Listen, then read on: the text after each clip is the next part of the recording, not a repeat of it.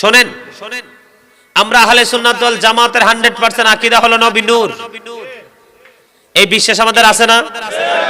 যারা মাটি বলে, যারা নবীকে তাদের মতো বলে, অনেকে বলে নবী নাকি আমাদের মতো। আল্লাহর হাবিব যে বলেছেন ক্বালা আইয়ুকুম মিসলি, এই শব্দ ইউজ করেছেন আল্লাহর হাবিব আজ থেকে 1450 বছর আগে। নবী বলেছেন তোমরা কে আছো আমার মতো? আজও পর্যন্ত কেউ হাত তোলে নাই। তার মানে মুখেই শুধু কথা, অন্তরে সেটার বাস্তবায়ন নাই, ঠিক কিনা বলেন? তার মানে এটাকে অ্যাকসেপ্ট করার পাওয়ার নেই। এবার আসেন, যারা নবীকে বলে মাটি, তাদের জন্য বলবো এদিকে তাকান, মাটি কিন্তু মানুষ কিন্তু এক ধরনের নয়। সূরা আলাক খুলে দেখেন, খলাকাল ইনসানা মিন আলাক। আল্লাহ রাব্বুল আলামিন বলেছেন পিপল ক্রিয়েটেড ফ্রম ব্লাড। মানুষকে আল্লাহ রাব্বুল আলামিন রক্তপিণ্ড হতে তৈরি করেছেন। সেই মানুষকে জানেন? আমরা আপনারা বাবা মায়ের শুক্রাণুর ইম্বাণু থেকে সৃষ্টি। সূরা রহমান খুলে দেখেন, আল্লাহ রাব্বুল আলামিন বলেছেন খলাকাল ইনসানা মিন সালসালিন কাল ফাখার। আল্লাহ রাব্বুল আলামিন ওখানে বলেছেন মানুষকে পোড়া মাটির মতো শুকনো মাটি দিয়ে আল্লাহ বানাইছে। কথা কি বুঝতেছেন? সেই মানুষ হলো কে জানেন? আদম ও সফিউল্লাহ। মা হাওয়াও কিন্তু মাটি না। ঈসা নবীকে আল্লাহ রাব্বুল আলামিন সৃষ্টি করেছেন জিবরাইলের মাধ্যমে ফু দিয়ে। আর আমার নবী সম্পর্কে আল্লাহ রাব্বুল আলামিন কি বলেছেন? ক্বাদ জাআকুম মিনাল্লাহি নূরু ওয়া কিতাবুম মুবিন। আল্লাহ কিন্তু সর্বপ্রথম বলেছেন মিনাল্লাহি নূর, নূর দ্বারা নবীর দিকে ইঙ্গিত।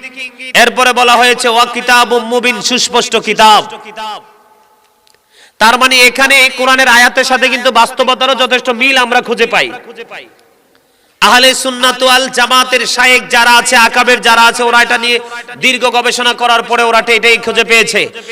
আল্লাহ রাব্বুল আলামিন নূর শব্দটা আগে ইউজ করেছেন, আসলে তো নূর আগেই আসছে। আল্লাহর হাবিব আগেই আসছে, তারপরে বলেছে কিতাবুম মুবিন, সুস্পষ্ট কিতাব। কিতাব তো পরে আসছে, তাও কি একদিন দুই দিন, ধীরে ধীরে আসছে, ঠিক কিনা বলেন? আরো জোরে মহাব্বতে সম্মানিত উপস্থিতি, মা খাদিজাতুল কুবরা রাসূলের প্রিয়, সবচেয়ে প্রিয় সহধর্মিণী ছিলেন, ঠিক কিনা বলেন? যিনি হলো মুমিনের মা।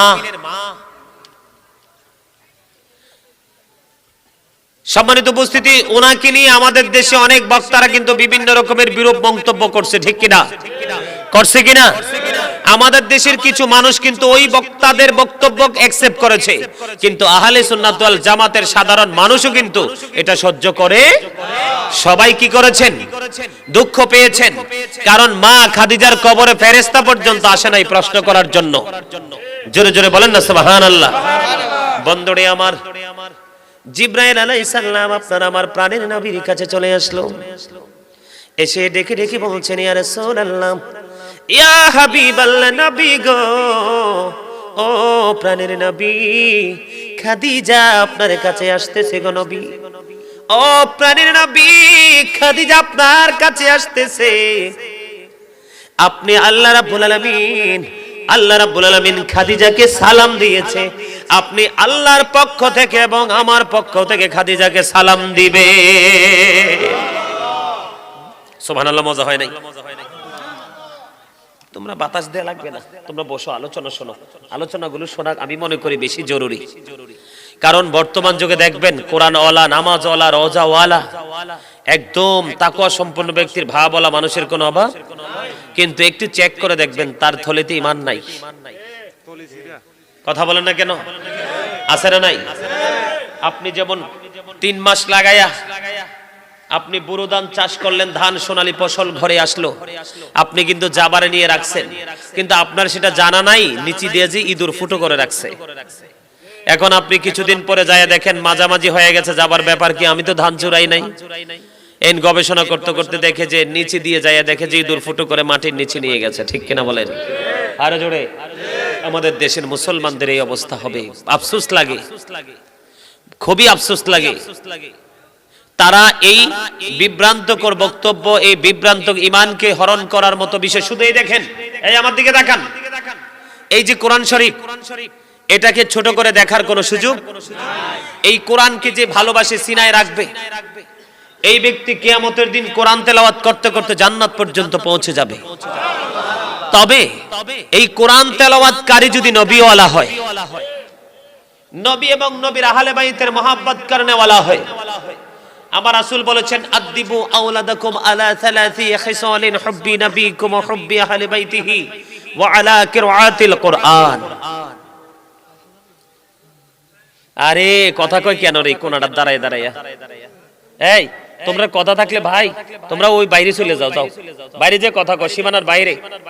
শুনেন, এই জায়গাটা একদিকে প্রেমের বাগান, আরেকদিকে আল্লাহকে ভয় করে ক্ষমা চাওয়ার বাগান। কথা বলেন না কেন?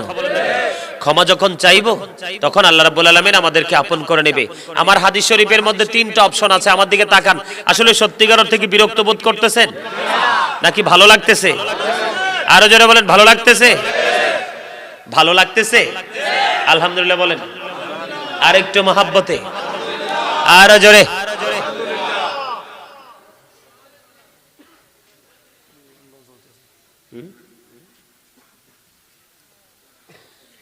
আল্লাহ রাসূল বলেছেন তোমরা তোমাদের সন্তানদেরকে কয়টি বিষয় শিক্ষা দিবা? মুখস্থ করেন কয়টা? আরো জোরে। একটা হলো হুব্বি নবীকুম, teach the love of the prophet, নবীর মহব্বত। ও হুব্বি আহলে বাইতিহি, টিচ ফ্যামিলি লাভ। 3 নম্বরে আছে এই দয়া করে আপনারা যারা এখানে আছেন, যে দয়া করে এখানে যারা আছেন, এখানে কোনো গান বাদ্যযন্ত্র হচ্ছে না। ভালো না লাগলে আমি বলবো আইসি গো টু ইওর সিট, আপনি আপনার বাসায় চলে যান। সবার বাড়িতে সুন্দর বিছানা আছে, খাট আছে, ওখানে গিয়ে ঘুমান। আর ভালো না লাগলে ফেসবুক, ইন্টারনেট, ইনস্টাগ্রাম, টুইটার এগুলো চালান।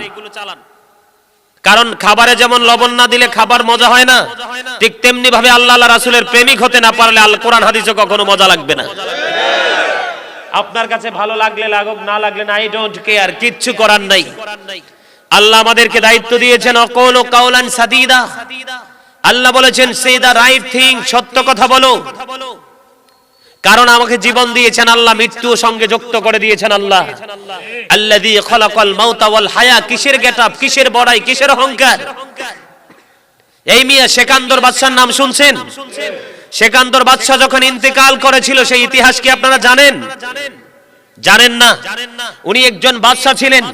ওনার ইন্তেকালের পরে ওনার রাজ্যে ওনাকে হাত এইভাবে বের করে শূন্য হাতে পুরো রাজ্যে ঘোরানো হয়েছিল। যারা মূর্খ জাতি ছিল তারা বলছে দেখো বাদশা মরার পরেও হাত পাচ্ছে, আর যারা ছিল জ্ঞানী কয় না তোমাদের ধারণা ভুল, তোমরা বাদশার হাতের দিকে তাকিয়ে দেখো, সে আজকে শূন্য হাতে পৃথিবী ছেড়ে চলে গেছে। কথা কি বুঝতেছেন? আমি আপনাদেরকে বাঁচানোর জন্য বলেছি। হযরত মুহাম্মদ সাল্লাল্লাহু আলাইহি সাল্লাম was born in Arab country. His father's name was Abdullah. His mother's name was Amina. His father's head died before he was born. He lost his mother in his childhood. He was very truthful. জোরে জোরে বলেন সুবহানাল্লাহ।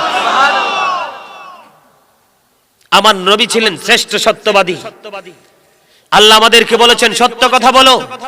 আর আপনারা সাধারণ মানুষ যারা, তাদেরকে আল্লাহ বলেছেন O believers you fear me, হে ঈমানদারগণ তোমরা আমাকে ভয় করো।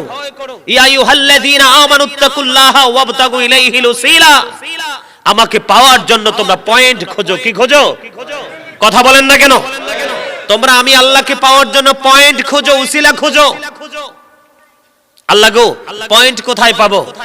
আল্লাহ পরক্ষণে বলে দিয়েছেন ওয়াকুনু মা'আস সাদিকিন, সত্যবাদী লোক, ট্রুথফুল মেন। এই সত্যবাদী লোকের ব্যাখ্যা করতে গিয়ে শাইখ ইসমাইল হাক্কি রাদিয়াল্লাহু তাআলা আনহু তাফসীর রুহুল বায়ান, তাফসীর মাঝারি, তাফসীর কদরির মধ্যে তিনি হক্কানি আলেম এবং হক্কানি আল্লাহর ওলিদেরকে বলেছেন জোরে জোরে সুবহানাল্লাহ। আর আপনি যদি জীবনে বেঁচে থেকে তাদের সাথে প্রেম করে মরতে পারেন তাহলে আপনার জীবন হয়ে যাবে ধন্য। একজন মানুষ নগণ্য থেকে ধন্য হয়ে যায়। আমি আপনাদেরকে এক্সাম্পল দেই। যেমন ধরেন আপনি প্রধানমন্ত্রীকে অথবা আমাদের দেশের ঊর্ধ্বতন কোনো কর্মকর্তাকে আপনি সংবর্ধনা জানাবেন। এখন কি কতগুলো যত সুন্দরী হোক অনেক দুবা ঘাস কিন্তু মাঠে থাকে না, সুন্দর দুবা ঘাসগুলো ধুয়ে মোটা বানায় যদি দেন, এটা কি হবে? হবে না। কিন্তু কয়েকটা গোলাপের ডাটের মধ্যে পেঁচাইয়া যদি টপের মধ্যে গাঁথেন, তখন কিন্তু গোলাপ এবং টপের মাঝখানে থেকে দুবাও কিন্তু কোথায় গেছে? সম্মানী জায়গায় চলে গেছে। ঠিক কিনা বলেন? ঠিক তেমনি ভাবে তৃণমূল পর্যায়ের মানুষগুলো, সাধারণ মানুষগুলো যারা, তাদের জন্য আল্লাহ রাব্বুল আলামিন খবর দিয়েছেন। আল্লাহ বলেছেন, join with my dear people, come to my paradise. আল্লাহ বলেছেন, তোমরা আমার প্রিয় লোকেদের সাথে যুক্ত হও, কাম টু মাই প্যারাডাইস, আমার জান্নাতে চলে আসো। ফাদখুলি ফি ইবাদি ওয়াদখুলি জান্নাতি। জোরে জোরে সুবহানাল্লাহ। আরে মিয়া, একটু কি ভাবছেন আপনি কোথায় ছিলেন, কোথায় আছেন, আবার কোথায় যাবেন? একটু কি ভাবছেন? আমার দিকে তাকান। এই যে করোনা গেল, ডেল্টা ভেরিয়েন্ট গেল, ওমিক্রন গেল, 17,999 পোকা মাকড় কীট পতঙ্গ, গরু ছাগল হাঁস মুরগি বকরি বেড়া যা আছে, মানুষের লোকালয়ে যেগুলো আছে, লোকালয়ের বাইরে যেগুলো আছে, পাহাড়ের চূড়ায় যেগুলো আছে, সামুদ্রিক পানি যেগুলো আছে, সবগুলোর জন্য পৃথিবী ছিল উন্মুক্ত।